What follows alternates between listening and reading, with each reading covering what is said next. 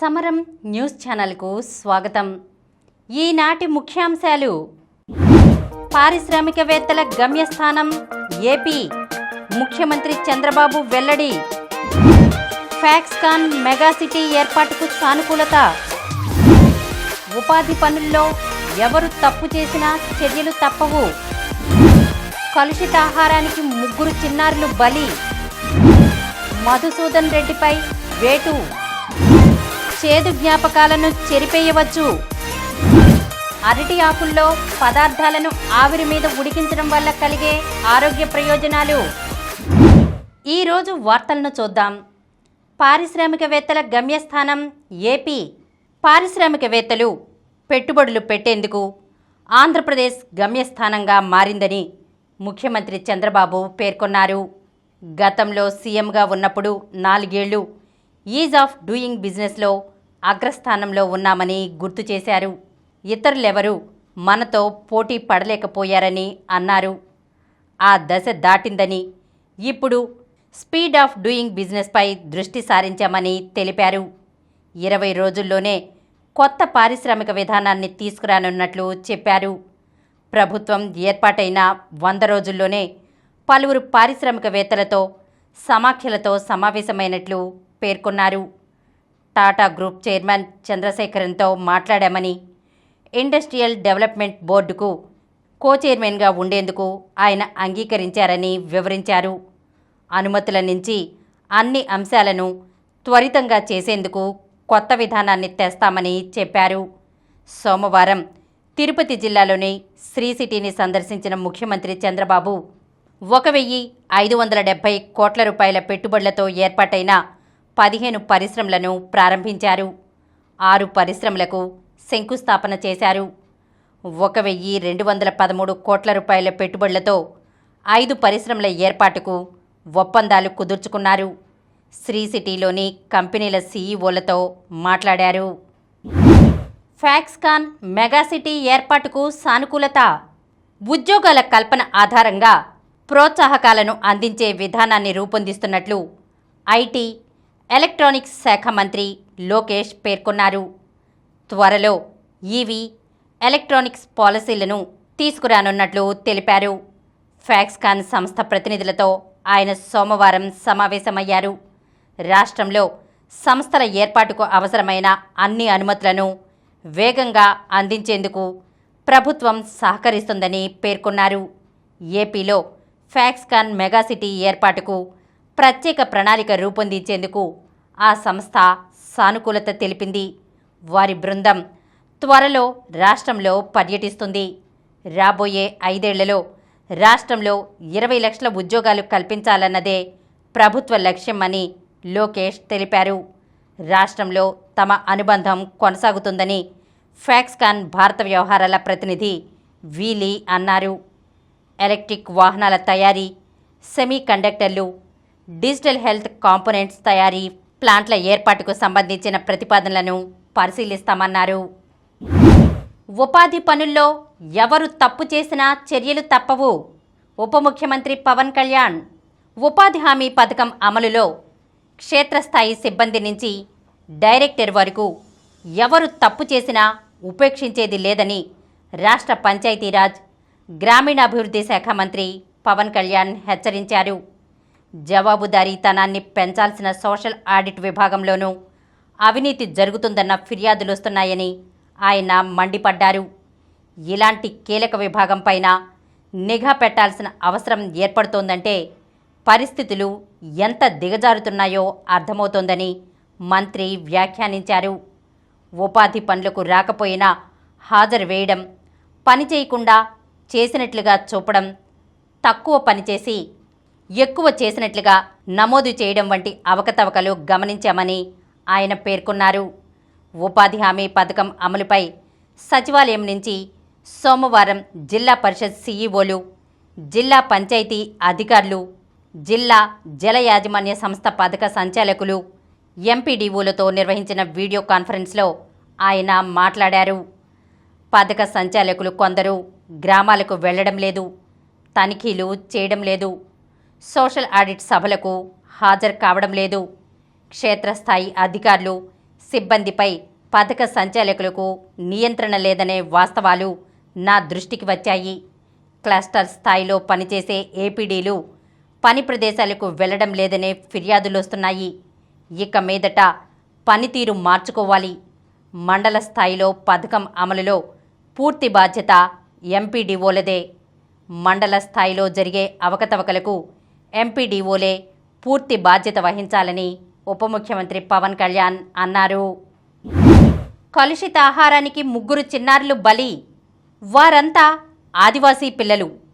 బువ్వ పెడతాం, బడికి పంపి అక్షరాలు నేర్పుతాం, మా దగ్గరకు పంపండి అంటే పిల్లల బతుకు బాగుపడుతుందని తల్లిదండ్రులు ఆశపడ్డారు.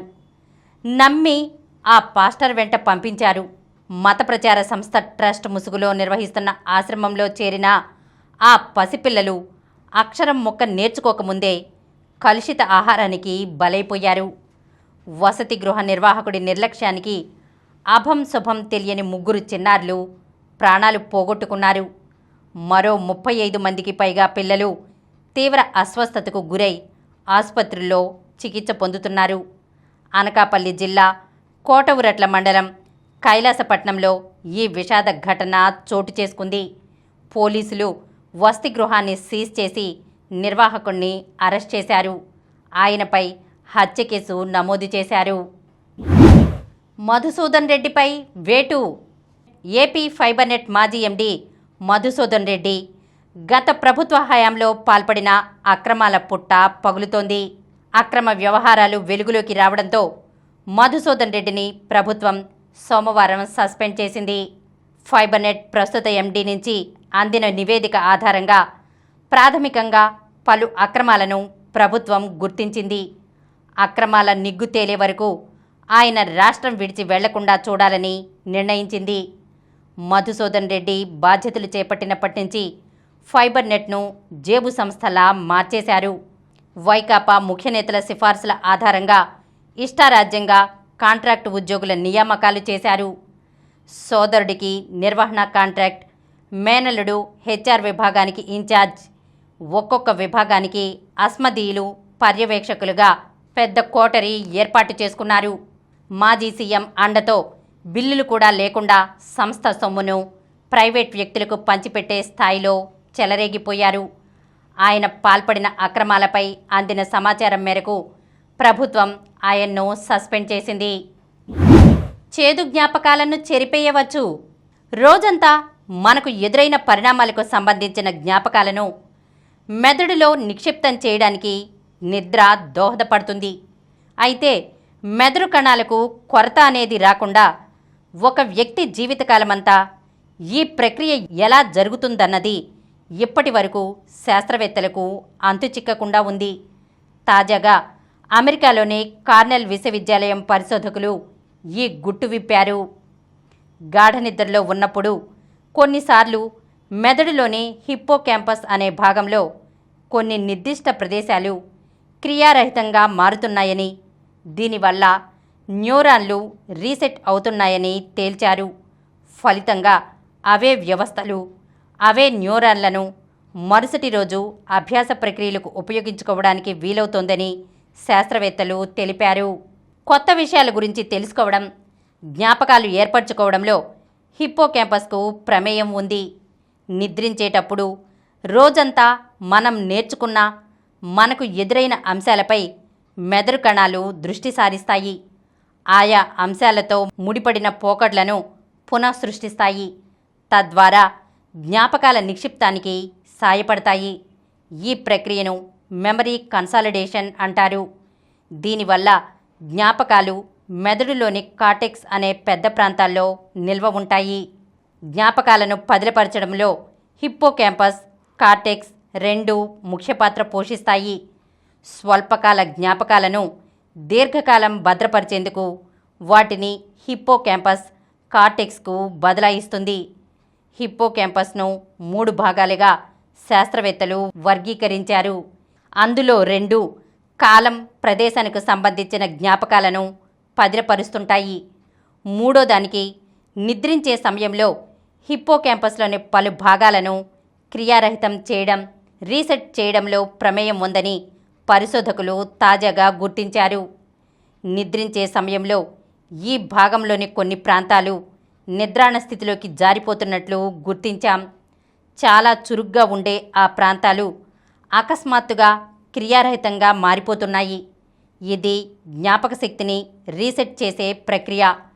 హిప్పోకాంపస్లోని 3వ భాగం దీనికి కారణమవుతోంది అని పరిశోధనలో పాలుపంచుకున్న ఒలివియా తెలిపారు.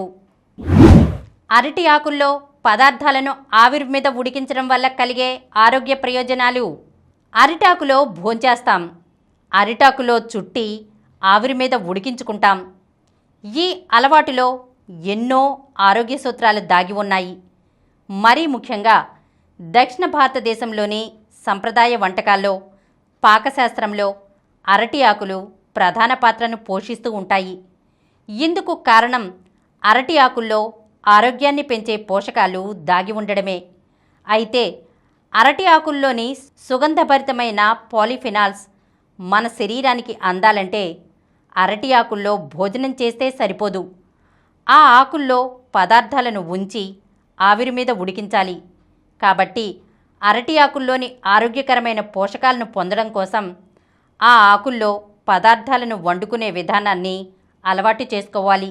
మోమోస్, మోడక్స్ చేపలు మొదలైన పదార్థాలను ఆవిరి మీద వండి తినడానికి అరటి ఆకులు వీలుగా ఉంటాయి.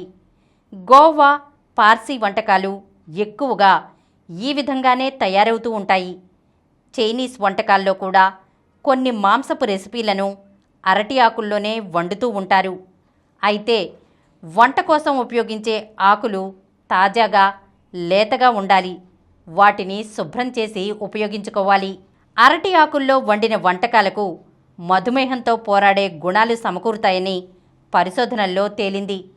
అలాగే అరటి ఆకుల్లో వండడం వల్ల ఆ ఆకుల నుంచి విడుదలయ్యే పాలిఫినాల్స్, ఫ్లేవనాయిడ్స్ ఆహారంలో కలుస్తాయి. దాంతో యాంటీఆక్సిడెంట్ ప్రయోజనాలను పొందవచ్చు. దీనివల్ల మధుమేహం, క్యాన్సర్, గుండె జబ్బులకు కొంతమేరకు అడ్డుకట్ట వేయవచ్చు.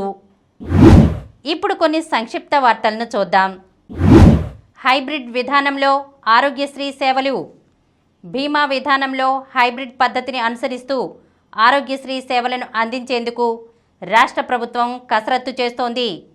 బీమా సంస్థను బట్టి దేశంలో ఎక్కడైనా చికిత్స పొందే అవకాశం ఉంది. నేటి నుంచి అమరావతిలో ప్రపంచ బ్యాంక్ ఏడీబీ పర్యటన. రాజధాని అమరావతి నిర్మాణానికి వేగంగా అడుగులు పడుతున్నాయి. ఈ ప్రాజెక్టుకు ప్రపంచ బ్యాంక్, ఏషియన్ డెవలప్మెంట్ బ్యాంక్ రుణం సమకూర్చేందుకు ముందుకొచ్చాయి. పారాలింపిక్స్లో రికార్డులు సృష్టించండి, భారత అథ్లెట్లతో ప్రధాని మాటామంతి. పారాలింపిక్స్లో వెళ్తున్న భారత పారా అథ్లెట్ల బృందానికి ప్రధానమంత్రి నరేంద్ర మోదీ శుభాకాంక్షలు తెలిపారు. క్రీడల్లో వారు రాణించాలని ఆకాంక్షించారు. సెమీస్లో రోనక్. అండర్-17 ప్రపంచ క్యాడెట్ రెజ్లింగ్ ఛాంపియన్షిప్లో రోనక్ దహియా సెమీఫైనల్కు దూసుకెళ్లాడు. రోహిత్, విరాట్ను ఆడించాల్సింది. భారత స్టార్ ఆటగాళ్లు రోహిత్ శర్మ, విరాట్ కోహ్లీలను దులీప్ ట్రోఫీలో ఆడించాల్సిందని దిగ్గజ క్రికెటర్ సునీల్ గవాస్కర్ అభిప్రాయపడ్డాడు. దేశవాళీ క్రికెట్లో ఆడడం ద్వారా రోహిత్, విరాట్లపై పనిభారం పెరుగుతుందన్న బీసీసీఐ కార్యదర్శి జైషా వ్యాఖ్యలతో గావస్కర్ విభేదించాడు. అప్పుడే పతకాలు వస్తాయి. నీరజ్ చోప్రా. ఏదో ఒక క్రీడపై కాకుండా అన్ని ఆటలపై దృష్టి పెట్టినప్పుడే ఒలింపిక్స్ లాంటి పెద్ద ఈవెంట్లలో పతకాలు సాధించగలమని డబుల్ ఒలింపిక్ పతక విజేత నీరజ్ చోప్రా అన్నారు. మరిన్ని వార్తా విశేషాలతో రేపటి సమరం న్యూస్ ఛానల్లో మళ్ళీ కలుద్దాం.